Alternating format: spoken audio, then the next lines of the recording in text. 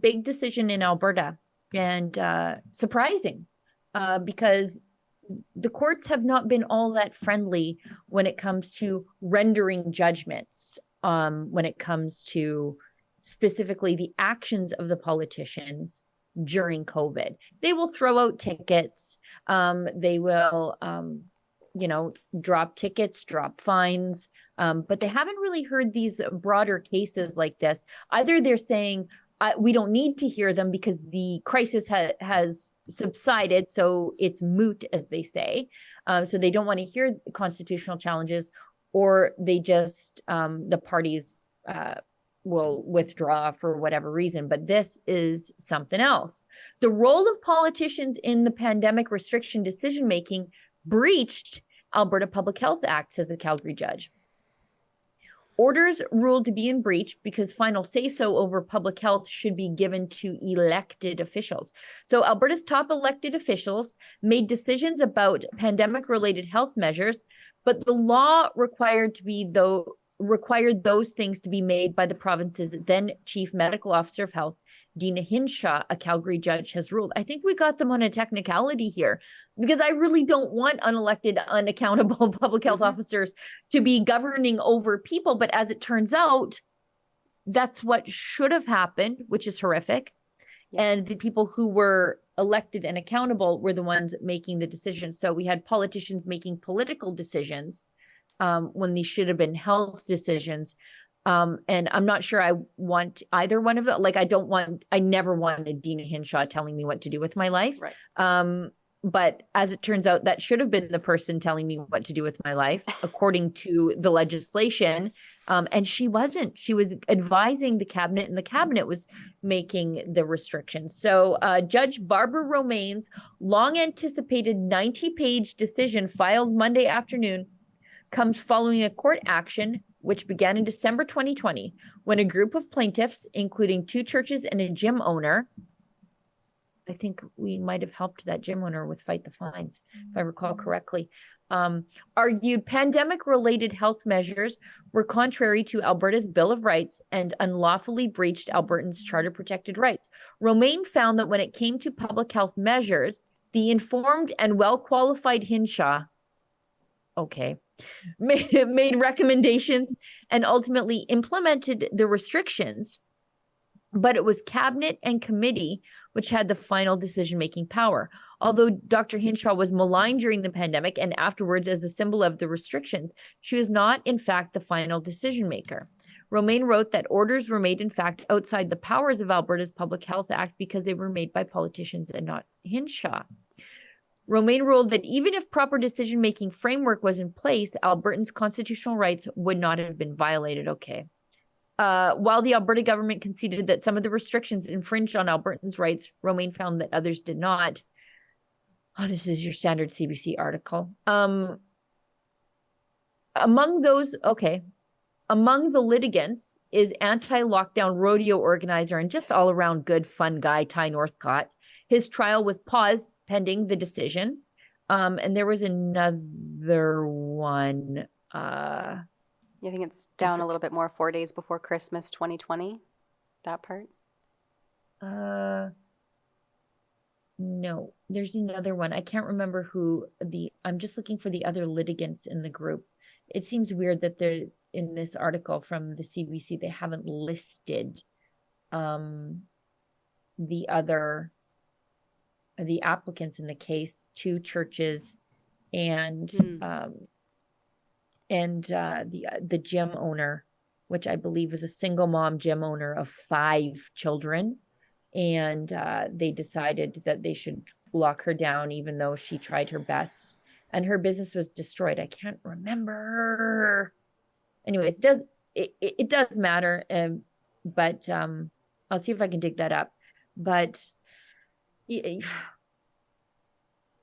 I mean, I'm happy that the government is in trouble and that they apparently got this wrong and they didn't follow the law when they were like locking people down and ticketing people for not following their law.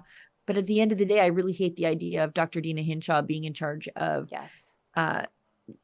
locking people down and closing their businesses. She was unelected, unaccountable, and she She was just a 5 o'clock necromancer. That's what she did every day. They'd have their press conference. She'd announce the deaths, tell you all that she was very sorry about the deaths, and then impose new restrictions on you every single day, scaring people left, right, and center with her daily press conferences. So, Well, and remember I'm that not time sure how I too, feel about this. right before they were trying to ramp up the fear for the adolescents who had just recently, or they were moving forward with the COVID-19 vaccine authorization in that age Mm-hmm. group. And Dina Hinshaw lied about a terminally ill teenager, right? Who I think he had brain cancer. And Yes. he Yep. unfortunately succumbed to his cancer. And she used that to stoke fear in parents that these children were at risk of COVID by stating incorrectly that he had died of COVID-19. And then it took his family coming out in their sorrow, grief, and time of tragedy and distress to come out and denounce her claims for her to come forward and say, yeah, here we have the National Post article where she apologizes and says Alberta teen didn't actually die from COVID. But that's not until after the damage was already done.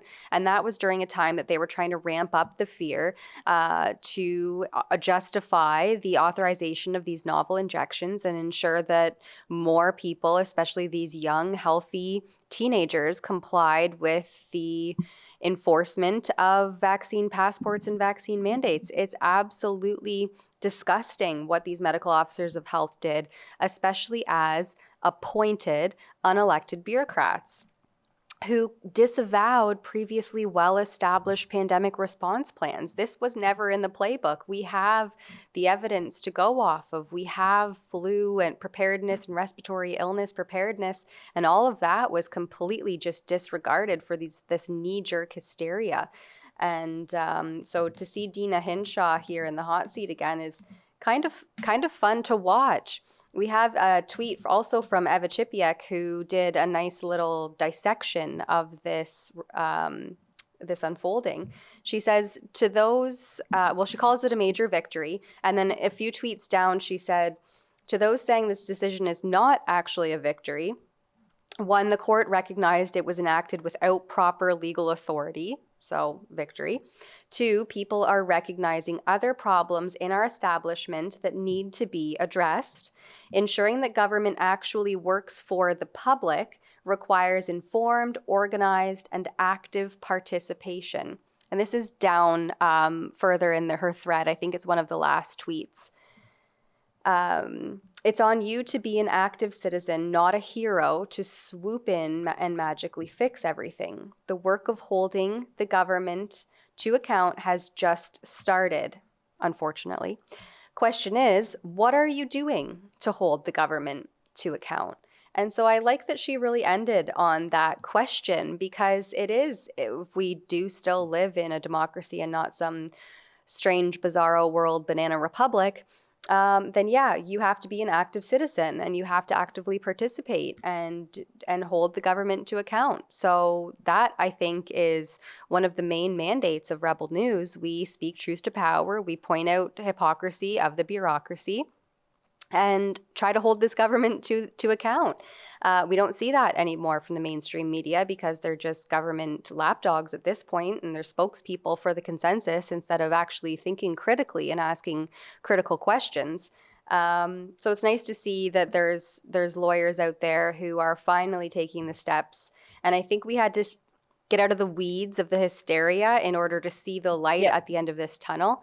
So that I think is starting now. But I appreciate Ava's tweet asking, what are you doing as a citizen to hold the government to account? Yeah. So if I understand correctly, the two churches involved would be Grace Life, Fairview Baptist, of course, Ty Northcott of illegal rodeo fame, who is like a rodeo legend, by the way. And then all of a sudden he's tweeted like a fringe radical because he's like, pretty sure that these guys get on bulls for a living. They may or may not wear helmets. Mostly they don't. And you're telling them to be scared of the flu. Nah, I don't think so. And then Rebecca Ingram, Yes. if this is the right person. Rebecca Ingram is the gym owner with 5 kids who is ticketed $1,000, and they call this the Ingram ruling. And so you know, she took this all the way to the bitter end. 26 years as gym owner, 5 kids to support, and her business and basically her ability to feed her children was stripped from her Hmm. by unelected health bureaucrats and politicians who just couldn't follow the rules. That's a clip from something we call Rebel News Daily. It's our daily live stream hosted by my friend David Menzies, but the show also includes a rotating cast of hosts and special guests, including me. It's a great way for us to talk about the news of the day as the news is happening in an unscripted fashion, and it's an awesome way for you to interact with us as well. We stream every weekday, 1 p.m. Eastern, 11 a.m. Mountain, wherever you find Rebel News. See you there.